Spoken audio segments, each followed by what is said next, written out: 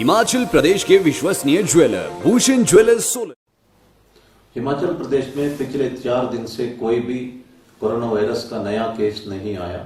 इस वक्त 10 मरीज अस्पताल में उपचाराधीन हैं और 25 मरीज जो है वो अस्पताल से डिस्चार्ज हो चुके हैं। ये एक अच्छी खबर है। मुझे उम्मीद है कि 4-5 दिन में हम सिंगल डिजिट में पहुंच जाएंगे और सिचुएशन इम्प्रूव होते रहेगा। लेकिन हजारों लोग दूसरे राज्यों से हिमाचल के अंदर आए, उन सबको अपना घर में क्वारंटाइन में रहना होगा और सबको आरोग्य सेतु ऐप डाउनलोड करना अनिवार्य है।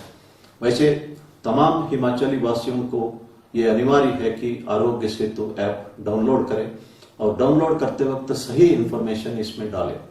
जो भी बाहर स्टेट से हिमाचल के अंदर आना चाहते हैं उन सबको आरोग्य सेतु ऐप मोबाइल में डाउनलोड करना, सही इंफॉर्मेशन देना आवश्यक है।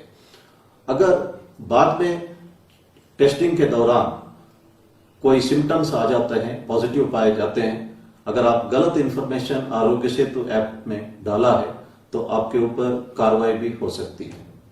प्रधानमंत्री महोदय जी ने कहा है कि 2 गज का सोशल डिस्टेंसिंग बनाए रखना है। ये कोरोना वायरस लंबे अरसे तक चलेगा क्योंकि WHO और एक्सपर्ट्स के ओपिनियन के मुताबिक ये जल्दी खत्म होने वाला नहीं है। इसलिए सोशल डिस्टेंसिंग हमारा आदत होना चाहिए। इसी तरह मास्क पहनना भी हमारा आदत होना चाहिए। मैंने अभी भी देखा है कुछ लोग जो है मास्क नहीं पहनते या मास्क को सही ढंग से नहीं पहनते। हम कल से इन तमाम लोग जो मास्क नहीं पहनते या मास्क सही ढंग से नहीं पहनते, इनका आइडेंटिटी कार्ड हम कलेक्ट करके थाने में जमा करेंगे और आप लोगों को जो भी वायलेट करते हैं उनको थाने में जाके ये आइडेंटिटी कार्ड कलेक्ट करना होगा और उस वक्त हम एक आदर्श नागरिक बनने के बारे में उन सबको अच्छी तरह से समझा देंगे। प्रधानमंत्री महोदय जी ने पुलिस के लिए कहा था कि एक सकारात्मक भावना लोगों में आजकल पैदा हो रही है क्योंकि पुलिस वाले दवाई पहुंचवा रहे हैं और खाना पहुंचवा रहे हैं और पहले पुलिस वालों के प्रति एक नकारात्मक भावना थी, वो धीरे धीरे बदल के एक सकारात्मक रूप लिया है। ये बहुत ही संतोषजनक बात है। प्रधानमंत्री जी का ये ऑब्जर्वेशन पर मैं उन्हें धन्यवाद करना चाहता हूं। इससे पुलिस का मनोबल और बढ़ जाता है। कोविड-19 के बारे में नेशनल हेल्पलाइन नंबर 1075 है। आपको अगर कोविड-19 के बारे में कोई भी सवाल हो, इस नंबर पर डायल करके आप पूछ सकते हैं। आंध्र प्रदेश के विजयवाड़ा में 2 ड्राइवर्स ताश खेलते खेलते कुल मिला के 40 लोगों को संक्रमित किया है। इसीलिए कोई भी ग्रुप गेम्स इन हालातों में खेलना उचित नहीं होगा। कुछ बच्चे ऑनलाइन गेम्स खेलते हैं जो डेंजरस साबित हो सकता है और बच्चों का जान भी जा सकता है।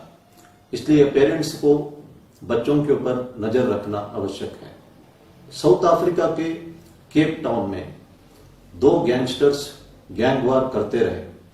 जैसे ही कोरोना वायरस स्प्रेड हुआ, ये दोनों गैंगस्टर्स ने डिसाइड किया कि इस वक्त हम लोगों को फूड और मेडिसिन बांटेंगे और कोरोना वायरस खत्म होने के बाद आपस में लड़ने के बारे में सोचेंगे। हम लोग रीजन, रिलीजन, लैंग्वेज, कास्ट से ऊपर उठ के इस वक्त एकजुट होने की आवश्यकता है। प्रधानमंत्री जी ने कहा है कि घर में सीनियर सिटीजन्स, बुजुर्गों का विशेष ध्यान रखना है, उनका इम्यूनिटी के बारे में विशेष ध्यान देना है, उनका देखभाल करना है। पेरेंट्स स्टैंड फॉर पे rent. We should pay rent to our parents for all that they have done to us. उन्होंने हमें जन्म दिया, एजुकेशन दिया, लिखवाया, पढ़वाया। उसके बदले में हमें सोचना है कि हमने क्या किया। पेरेंट्स ने हमें जो कुछ किया उसका कभी हम असल नहीं चुका सकते हैं। जिंदगी भर हम सिर्फ ब्याज ही दे सकते हैं।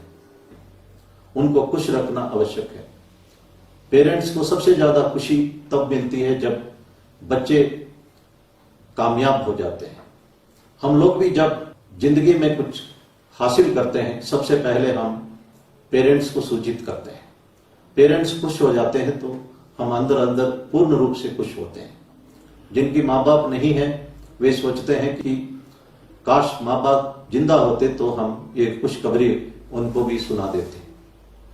इसलिए हम इस अवसर पर अपने पेरेंट्स पर विशेष ध्यान देना चाहिए। ईश्वरचंद विद्यासागर 1820 से 1891 तक जिए थे। उन्होंने संस्कृत लॉ और इंग्लिश की पढ़ाई की थी। बाद में वे विलियम्स कॉलेज कलकत्ता में लेक्चरर बने। लेक्चरर बनने के उपरांत वे अपने गांव गए वेस्ट मिदनापुर डिस्ट्रिक्ट में और अपनी माता से मिले। माता के पास सिर्फ 2-3 पुरानी साड़ियां थी। उन्होंने लोकल फेस्टिवल में देखा कि बाकी औरतों के पास अच्छी साड़ियां थी और आभूषण थे। उन्होंने अपने मां को कहा कि मैं अभी लेक्चरर बना हूं, अफोर्ड कर सकता हूं, आप बताओ कि आपको कौन सा आभूषण और कौन सी रंग की साड़ी चाहिए। माता ने कहा कि उन्हें 3 आभूषण चाहिए। पहला उन्होंने कहा कि तुम कलकत्ता जाके पढ़ाई कर सका, लेकिन हर बच्चा ये नहीं कर सकता, इसलिए आप एक स्कूल इसी गांव में या पड़ोसी गांव में स्थापित करो ताकि बाकी बच्चे भी पढ़ सकेंगे।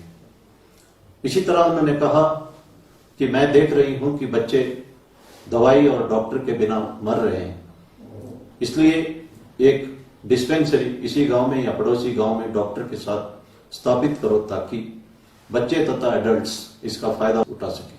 फिर उन्होंने ड्रिंकिंग वाटर सप्लाई के बारे में एक और अनुरोध किया। ईश्वरचंद विद्यासागर को हिम्मत नहीं आई कि साड़ियों के बारे में मां से पूछने का। माता ने स्वयं कहा, मैं इन्हीं 2-3 साड़ियों से गुजारा कर लूंगी, कभी भी मुझे मां कहने में शर्म मत किया करो, और आपको जो पढ़ाया गया वो समाज सेवा के लिए। अपना ईगो सबसे नीचे रखो और समाज की सेवा करो, यही मैं तुम्हारे से उम्मीद करती हूं। माता की बातें तीर की तरह ईश्वरचंद विद्यासागर के हृदय में चला गया। वे आखिरी सांस तक अपनी माता को जगन माता के तौर पर पूजते रहे। वे एक महान सोशल रिफॉर्मर थे। जब उन्होंने विडो रीमैरिज के बारे में लड़ाई लड़ना शुरू किया तो सबसे पहले अपना बेटे को एक विडो से शादी करवाई और उन्होंने कई एजुकेशन इंस्टीट्यूशंस एस्टैब्लिश किए। वे रामकृष्ण परमहंस के कंटेम्पररी थे और दोनों बंगाल के महान व्यक्ति थे और दोनों आपस में बहुत अच्छे दोस्त भी थे और दोनों एक दूसरे को सम्मान करते थे। श्री रामकृष्ण परमहंस जी के शिष्य महेंद्रनाथ गुप्ता मास्टर महाशय, जो यम अक्षर से रामकृष्ण परमहंस जी का बायोग्राफी लिखा है, वे भी ईश्वरचंद विद्यासागर के स्थापित किया हुआ हाई स्कूल के हेडमास्टर थे। ईश्वरचंद विद्यासागर हमेशा मां की बात याद रखते थे, अपने ईगो को हमेशा सबसे नीचे रखते थे। एक बार वे किसी कार्यक्रम में जा रहे थे तो रेलवे स्टेशन में उन्होंने देखा एक ऑफिसर कूली को ढूंढ रहा था। विद्यासागर जी ने समझाया कि इस वक्त कूली नहीं मिलेगा, ये छोटा बैग आप उठा सकते हो। उस अधिकारी ने कहा कि मैं अधिकारी हूं, उठा नहीं सकता हूं। ईश्वरचंद विद्यासागर जी ने उसका सूटकेस सर पे रख दी, अपना छोटी सी बैग लेके दोनों एक ही जगह पहुंचे जहां विद्यासागर जी ने उस समारोह में बोलना था और ये अधिकारी महान व्यक्ति विद्यासागर जी का बातें सुनने के लिए उसी जगह पहुंचा था। वे हमेशा माता की बातों को याद रखते थे और उसकी पालना करते थे। इस एग्जाम्पल से हमें सीखना है कि मां बाप बच्चों को अच्छा संस्कार सिखाए और बच्चे मां बाप का योगदान को जिंदगी भर याद रखें और समाज सेवा से ही जो लॉन्ग लास्टिंग हैप्पीनेस हमें मिल सकता है। इसीलिए भगवान श्री सत्य साई बाबा ने कहा, अगर आप अपनी माता को रेस्पेक्ट दोगे, माता की सेवा करोगे, तो divine mother will protect you. और जो माता का सेवा करता है उसको जगन माता जो है वो प्रोटेक्ट करती है। मैं ये बात दोबारा कहना चाहता हूं, if you respect and serve your mother, divine mother will protect you. धन्यवाद। जय हिंद।